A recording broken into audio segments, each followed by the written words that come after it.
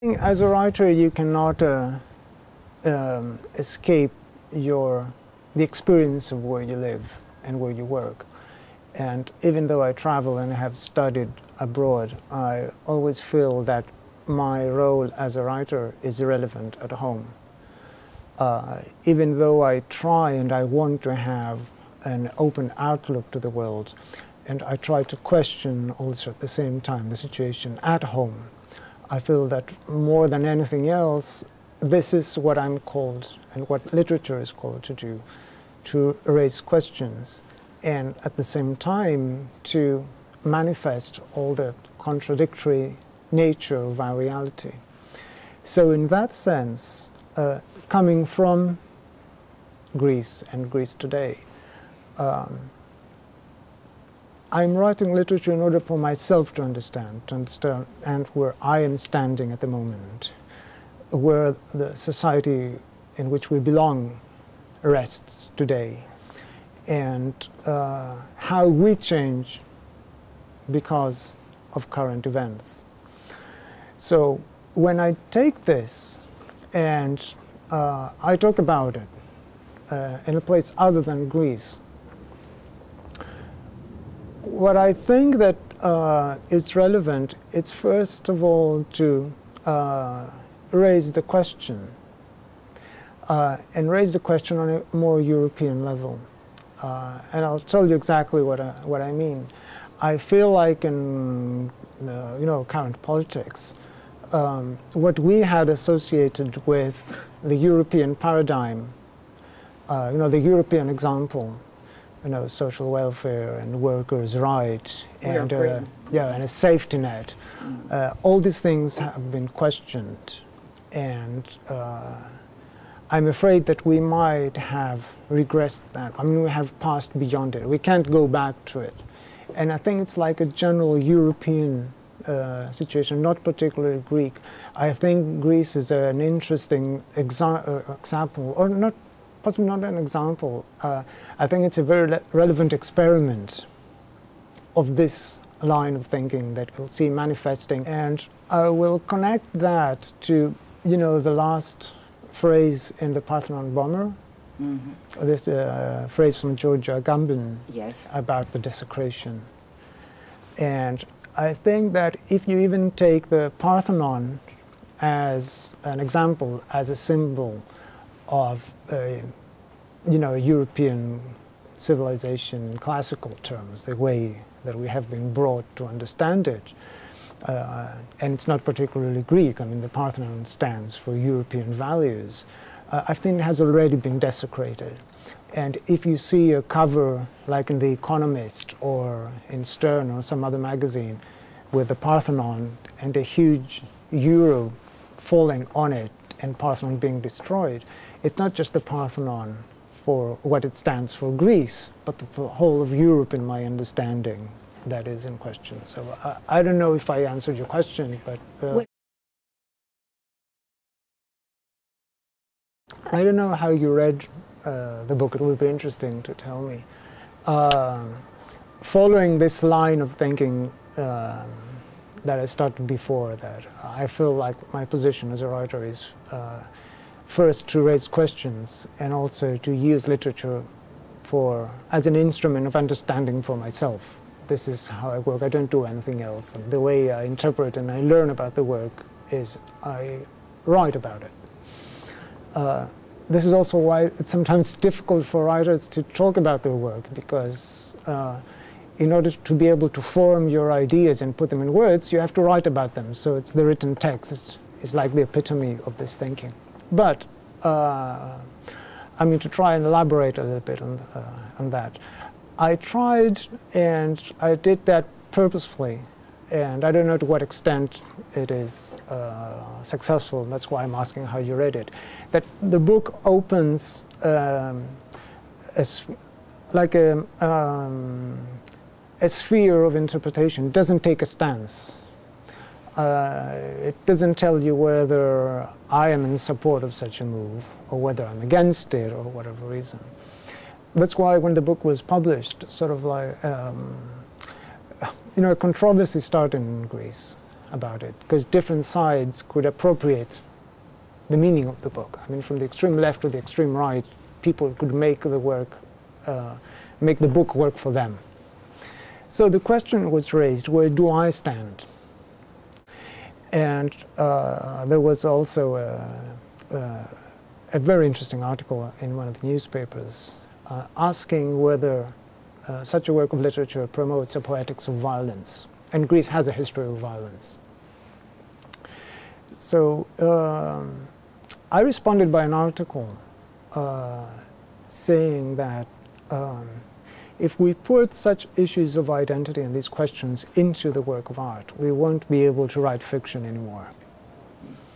And the book is protected by the fact that it says novel on the cover, and that's it. So for that reason, I opened the blog, which you have seen. And I also stated what is my position in this book. And this is where I will come to. I made this whole thing to come to your question, which is this. What I would like to question is what happens when an artistic call, when art is read literally and it is misunderstood as political action. So if you want to counteract, you know, a rhetoric of exclusion and hate and racism and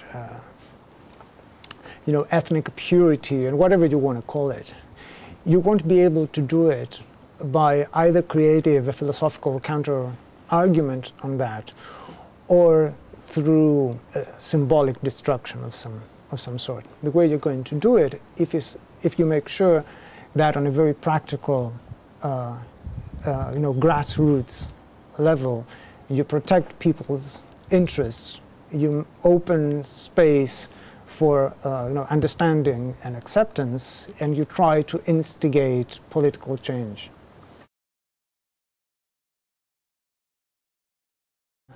First of all, I'm a person who makes, I put even my thoughts in parentheses. So every time so this is, yes, it's exactly like that.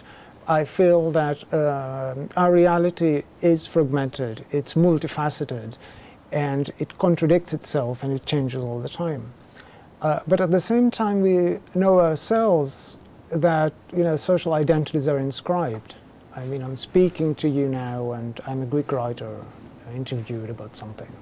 And then, I don't know, my mom called me on the phone before, and I was her son when I was speaking. And then I will go back to my wife, and you know, I will be a spouse, and then I will go teaching, and I will be a teacher. So we change hats all the time. But also reality changes quickly, and perceptions change. And I feel that for literature to be relevant today, this kind of fragmentation and complexity needs to be portrayed.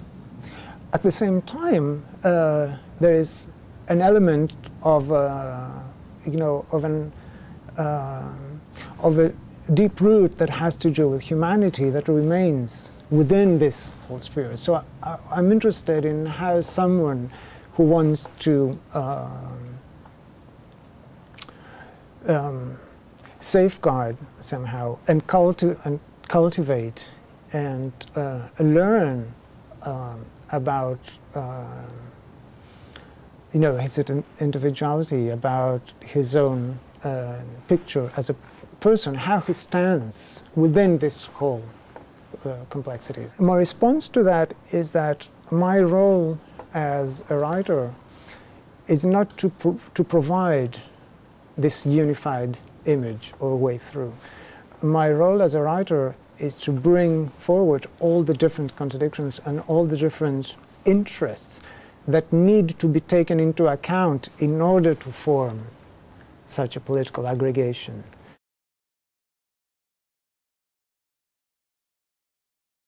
Something to say about, because there is fear and there is instability and there is uncertainty.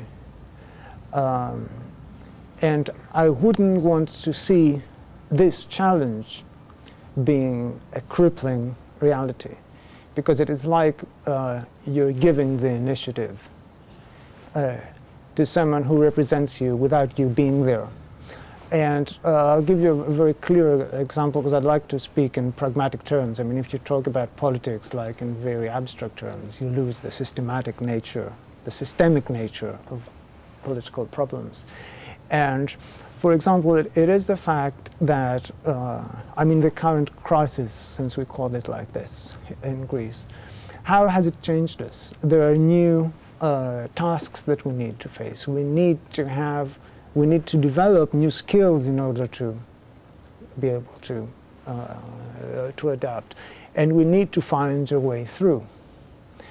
So what I would like to see, and this is how I see myself practicing literature in this second book that I talked to you about, is that of course fear cannot, and uncertainty, you know, and all this shattering of someone's image of projected life, you know, it's not a positive thing, and it cannot be empowering in itself.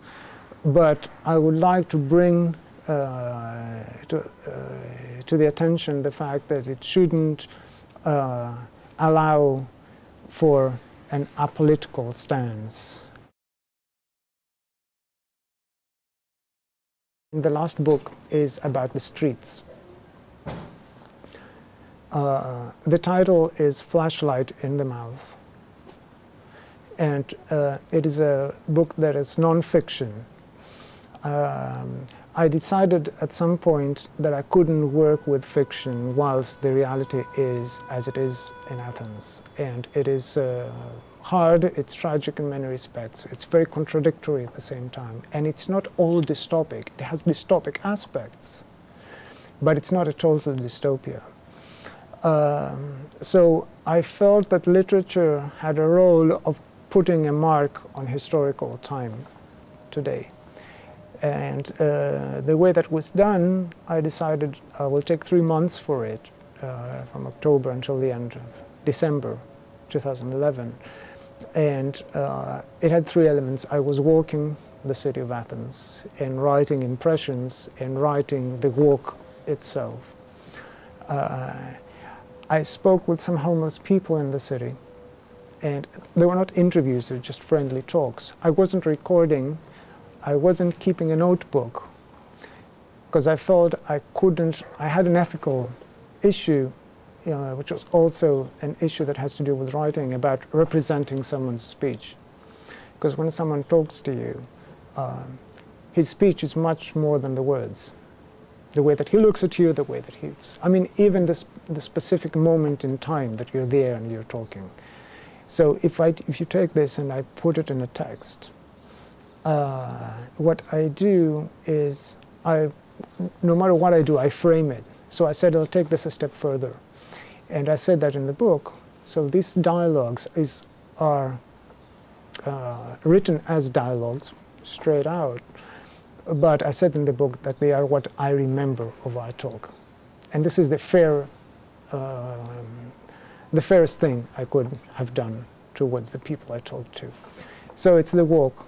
It's these dialogues, and then there are photographs I took, and these are the only documents of the work that was done.